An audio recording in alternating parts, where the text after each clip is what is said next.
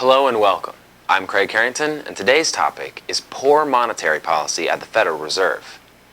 According to the Huffington Post, the United States Federal Reserve has, for almost 1 year, been pumping money into the reserves of foreign central banks.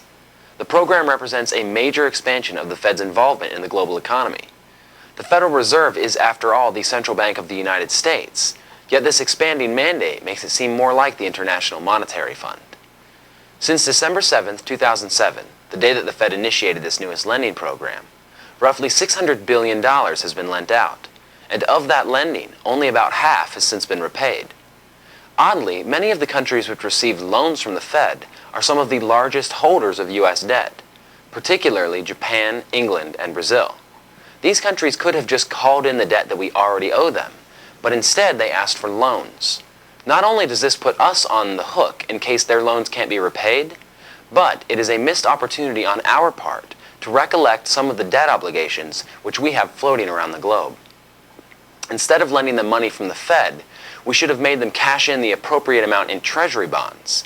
If we're going to spend $600 billion, we might as well use it to bring long-term stability to our economy, and we need to bring these influential Treasury bonds back into the United States.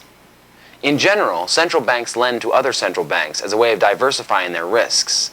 The idea is that in a sound market, you don't have to worry about being tied to debt obligations if those obligations are varied. The odds of it all collapsing all at once are minute. Unfortunately, we're in an economic situation where it is all collapsing all at once. So no matter how diversified you are, there is a real chance that you'll take a major hit. The Fed has tied itself closely to other economies at a time when many of those economies are faltering. This could spell disaster if central banks start defaulting on their loan repayment schedules. Coupled with this Fed lending program is news that American International Group has used tens of billions of dollars in TARP funds, which it received as part of its government rescue plan, to pay out banks, municipal governments, and other derivative counterparties around the world. The Financial Times called the list of AIG beneficiaries a who's who of global financial behemoths, ranging from Deutsche Bank with $11.8 billion to France's Societe Generale, $11.9 billion, and London-based HSBC, $3.5 billion.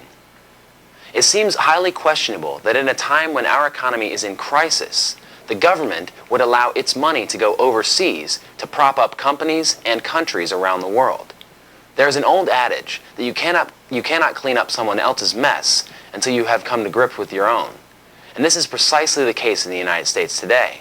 We are facing a financial crisis the likes of which has never been seen.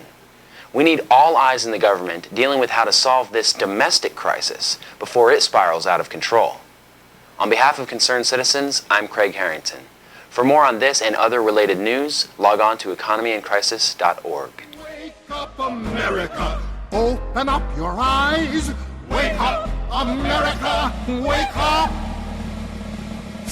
Produced by economyandcrisis.org.